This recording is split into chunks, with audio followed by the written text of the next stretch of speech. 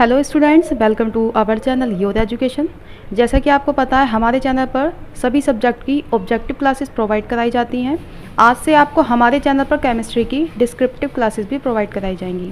अगर आपको आज की वीडियो यूज़फुल लगे तो हमारी वीडियो को लाइक करें, शेयर करें एंड सब्सक्राइब करें।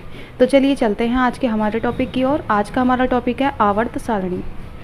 आवर्त सारणी जिसे हम पीरियोडिक टेबल भी कहते हैं। सबसे पहला क्वेश्चन आता है कि आवर्त सारणी को बनाया ही क्यों गया या आवर्त सारणी की क्या ज़रूरत पड़ी। ठीक है, तो स्टूडेंट्स आवर्त सारणी को बनाने का मेन पर्पस ये था कि जो तत्व हैं, अभी तक जो ज्ञात तत्व हैं वो 118 हैं। ठीक है, तो उन तत्वों को एक सिस्टमेटिक मैनर में लगाने के लिए कुछ साइंटिस्टों ने अपने सिद्धांत दिए, कुछ नियम दिए, जिनको हम एक एक करके पढ़ेंगे। ये मैं आवर्त सारणी की बिल्कुल डिस्कवरी से बताऊंगी। ठीक है, क्वेश्चन आता है इनमें से, तो हम आज ये आवर्त सारणी की डिस्कवरी के बारे में पढ़ेंगे कि आवर्त सारणी की खोज कैसे हुई, किस साइंटिस्ट ने अपने नियम में क्या बताया। ठीक है, तो आइए हम स्टार्ट करते हैं। तो आवर्त सारणी को बनाने के लिए हम यही कह सकते हैं कि तत्वों को एक सिस्टमेटिक मैनर में वर्गीकृत करने के लिए 4 साइंटिस्ट थे जिन्होंने अपने अपने सिद्धांत या नियम दिए। जो सबसे पहले आए थे वो थे डोबेराइन। तो डोबेराइन ने अपना एक सिद्धांत दिया, जिस सिद्धांत को हम जानते हैं डोबेराइन का त्रिक सिद्धांत। डोबेराइन का त्रिक सिद्धांत।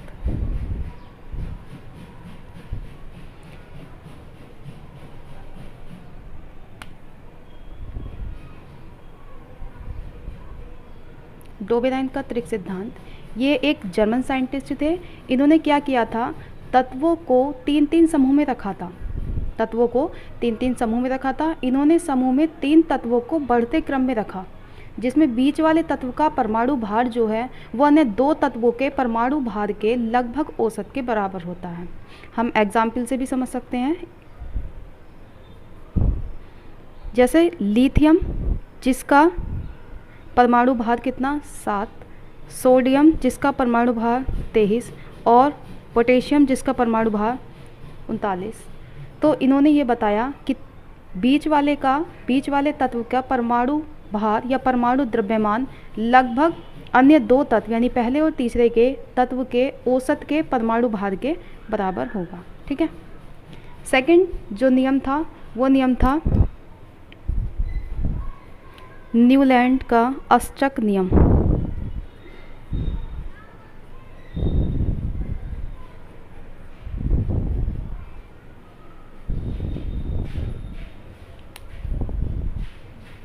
मैं बिल्कुल बेसिक बता रही हूँ।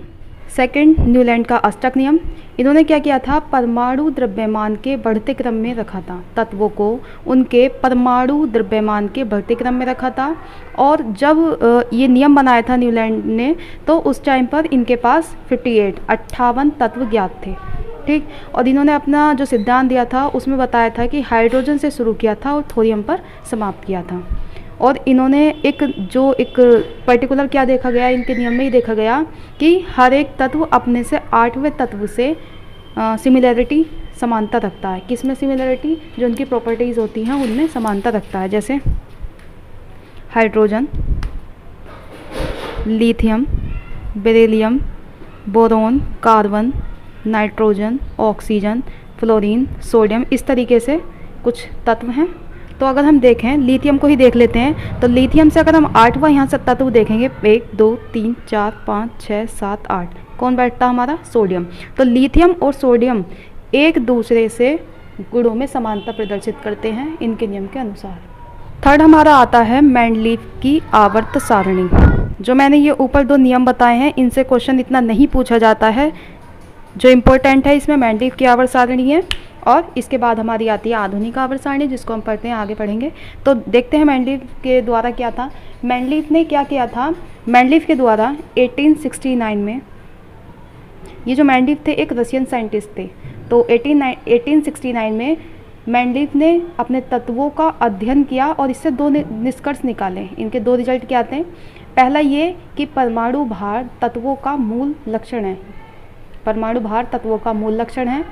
दूसरा ये कि यदि तत्वों को उनके परमाणु भारों के बढ़ते क्रम में रखा जाए तो समान गुणों वाले तत्व नियमित अंतर्वाद पुनः आते रहते हैं। मैं रिपीट करती हूँ, यदि तत्वों को उनके परमाणु भारों के बढ़ते क्रम में रखा जाए तो समान गुणों वाले तत्व नियमित अंतर के बाद आते रहते हैं, और इसी नियमितता को क्या कहा जाता है? आवर्तिता कहा जाता है। तो इन 2 निष्कर्षों के बाद इन्होंने अपने एक नियम दिया। उस नियम को, नियम इम्पोर्टेंट है, कभी कभी परिभाषा के रूप में भी वो डायरेक्ट पूछ लिया जाता है। नियम क्या था? इनसे इन दोनों निष्कर्ष से एक नियम बना, तत्वों के भौतिक व रासायनिक गुण, अकॉर्डिंग टू मेंडलीव, तत्वों के भौतिक व रासायनिक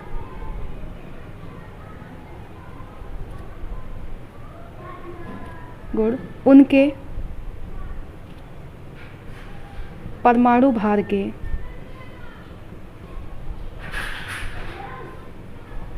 आवर्ती फलन है। आवर्ती फलन है।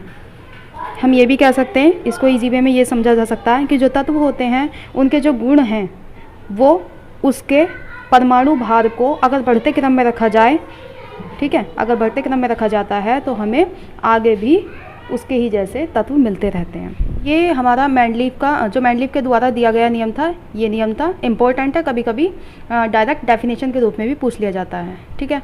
तो और एक बात और कि आवर्त सारणी को जो सबसे पहले निर्मित किया था, या आवर्त सारणी जिसके द्वारा बनाई गई थी, वो मेंडलीव ही थे, क्योंकि इनसे पहले जो हमने 2 बताए हैं, डोबेराइन और न्यूलैंड, उन्होंने अपने सिद्धांत दिए थे, लेकिन जो पर्टिकुलर एक बनाया गया था नियम, एक सिस्टमेटिक मैनर में जो बनाई गई थी, वो बनाई गई थी मेंडलीव के द्वारा ही, ठीक है। इन्होंने अपनी आवर्त सारणी में किस तरीके से तत्वों को वर्गीकृत किया था? इन्होंने हाइड्रोजन से शुरू करके, कुछ पॉइंट है मैं लिख देती हूँ, हाइड्रोजन से शुरू करके तत्वों को उनके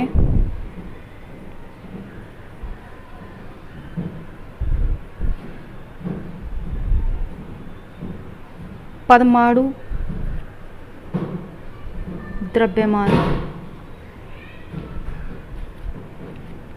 द्रव्यमान के बढ़ते क्रम में रखा, और इन्होंने जो तत्वों को ग्रुप, जिसे वर्ग कहते हैं, वर्ग, आवर्त सारणी आपने देखी होगी, वर्ग मतलब अप टू डाउनवर्ड, ऊपर से नीचे की तरफ इस तरीके से, और पीरियड जिसे हम आवर्त, जो क्या होती है लेफ़्ट टू राइट, इस तरीके से आवर्त सारणी में लेफ़्ट टू राइट जाने पर आवर्त होते हैं, और अप टू डाउनवर्ड, ऊपर से नीचे की जाने की तरफ क्या होता है? हमारे वर्ग होते हैं, ठीक है। तो आवर्त में विभाजित किया।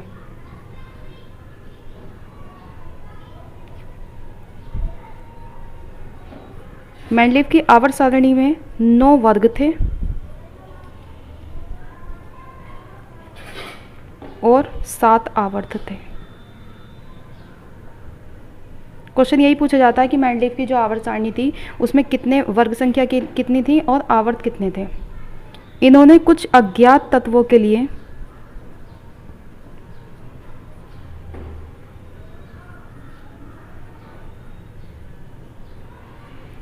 अपनी आवर्त सारणी में कुछ जगह भी छोड़ी थी,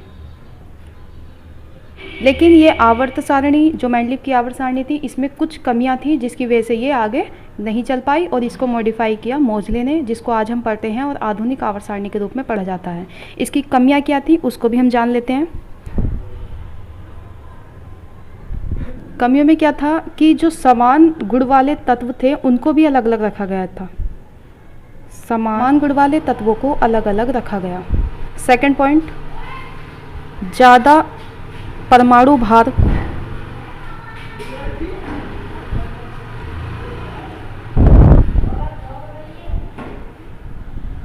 ज़्यादा परमाणु भार वाले तत्वों को कम परमाणु भार वाले तत्वों से पहले रखा गया। एग्जाम्पल इसका हम ले सकते हैं, एग्जाम्पल है इसका आयोडीन जिसका परमाणु द्रव्यमान है 126.92 को टेलुरियम टेलुरियम जिसका परमाणु द्रव्यमान है 127.61 के बाद रखा गया। ठीक है, सेकंड पॉइंट के अकॉर्डिंग हमने देखा कि ज़्यादा परमाणु भार वाले तत्व को कम परमाणु भार वाले तत्व से पहले रखा गया। जैसे कि आयोडीन को पहले होना चाहिए था टेलुरियम से, क्योंकि आयोडीन का जो परमाणु भार था वो 126.92 था और टेलुरियम का जो परमाणु भार था वो 127.61 था। तो ये इस तरीके से मेंडलीव की आवर्त सारणी की कुछ कमियां रहीं, जिसको मॉडिफाई किया गया मोजले के द्वारा, जिसको हम पढ़ते हैं आज आधुनिक आवर्त सारणी के लिए। ठीक है, तो आज के लिए हम इतना ही रखते हैं। नेक्स्ट वीडियो में हम इसके आगे का पार्ट यानी आधुनिक आवर्त सारणी को पढ़ेंगे, अच्छे से पढ़ेंगे उसको। ठीक है, अगर आपको हमारी आज की वीडियो पसंद आई हो तो हमारी वीडियो को लाइक करें, शेयर करें एंड सब्सक्राइब करें। Thank you.